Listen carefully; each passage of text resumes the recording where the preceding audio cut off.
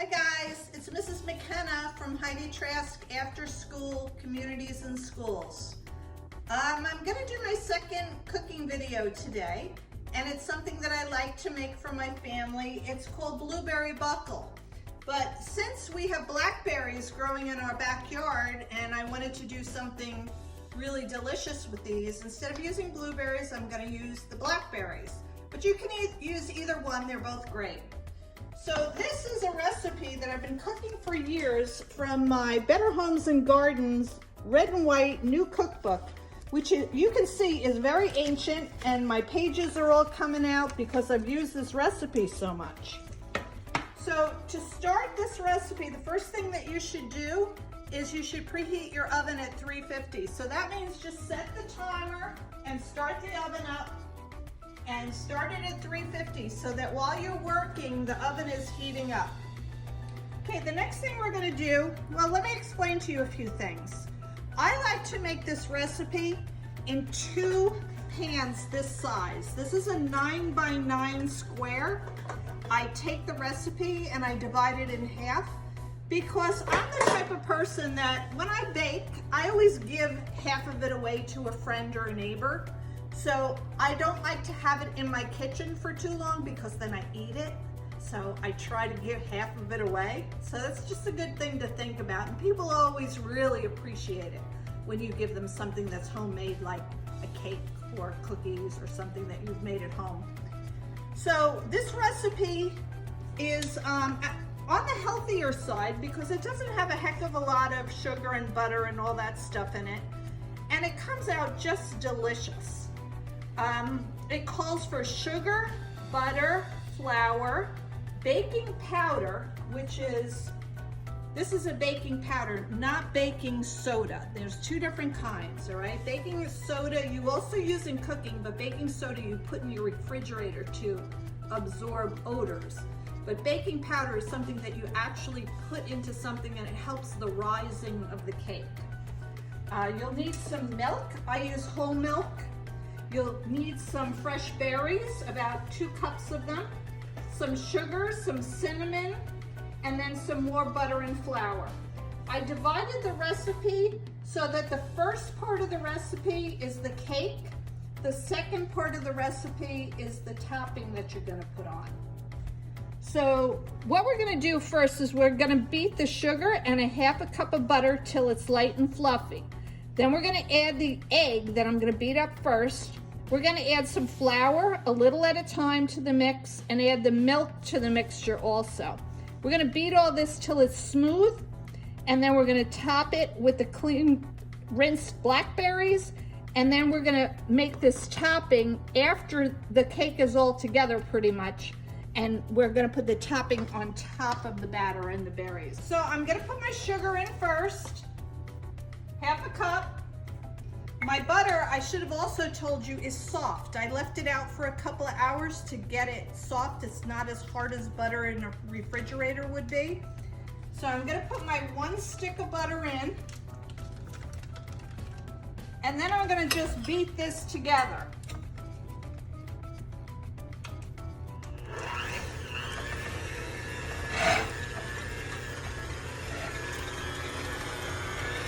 So you'll see as the sugar goes into the butter, it kind of just absorbs all of the sugar up.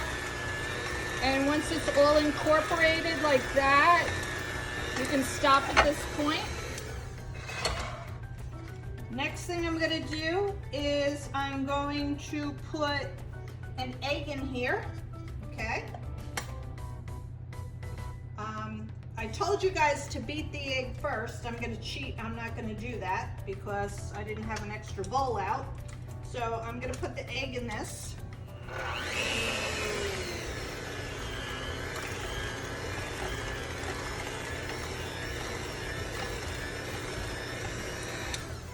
Okay, then I'm going to add some flour and the milk.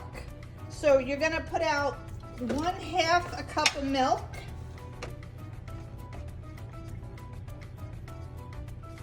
And I'm gonna alternate by putting the flour and the milk in there together.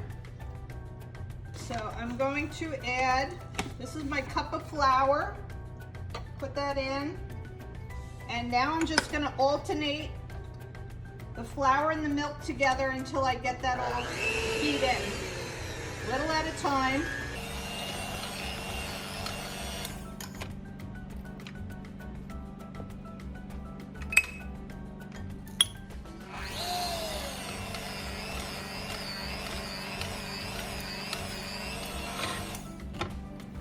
So I finished mixing my cake mix, and as you can see here, it's kind of thick. It's kind of like a dough.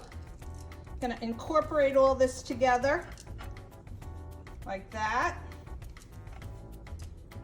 And now I'm gonna bring it over to my pie tin. What you can do, these are non-stick pans, but also to stop it from sticking, I like to put a little flour into the pan.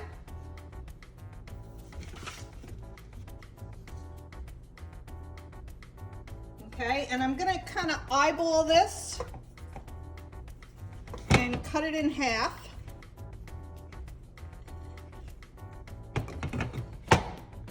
That's a little bit too much, I think, here. So I'm going to use a plastic spoon to kind of spread it in here.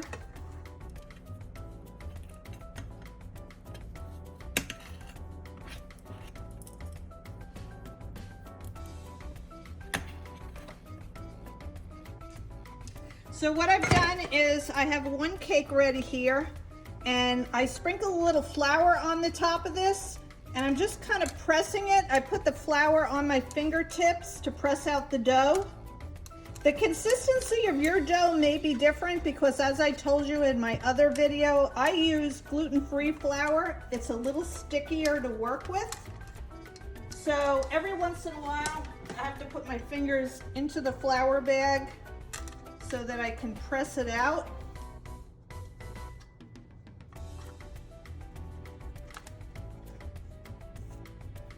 Shouldn't stick on your fingers all that much.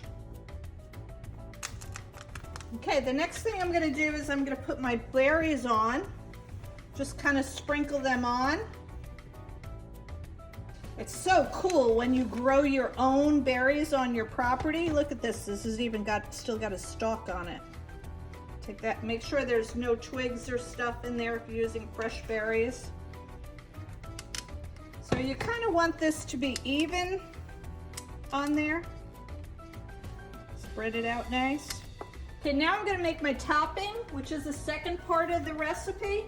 For the topping, use 4 tablespoons of butter, which is half a stick of butter. Half a cup of sugar.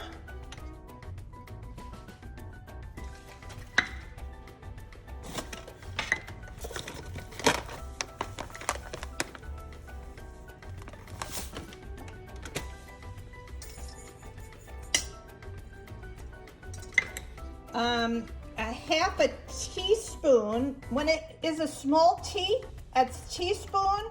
When it's a capital T, it's tablespoon. Here it's 8 tablespoons. Teaspoon is smaller than a tablespoon. So I'm using a half a teaspoon of cinnamon.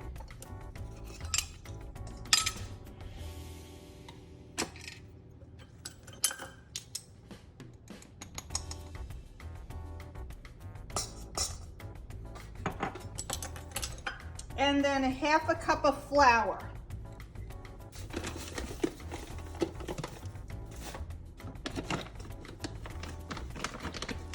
So what I'm gonna do first is I'm gonna try using,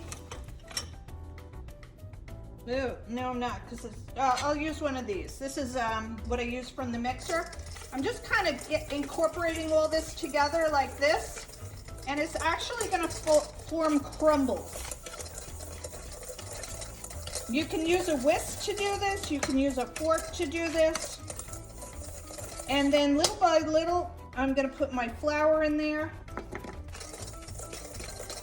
And this is, when you have a coffee cake and there's crumbles on top of it, this is how you make those crumbles.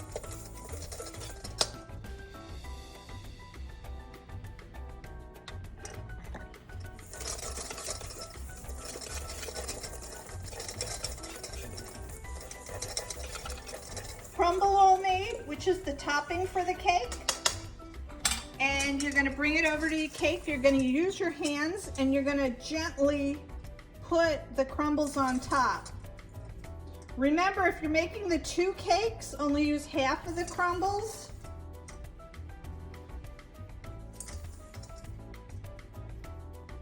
And it should pretty much cover your blackberries or your blueberries if you choose to make it with blueberries. So now my cake is all set. My oven's preheated. I'm gonna put it in a 350-degree oven for 50 minutes. And when I'm done and the cake is ready, I'm gonna show it to you as it comes out. See you in about 50 minutes.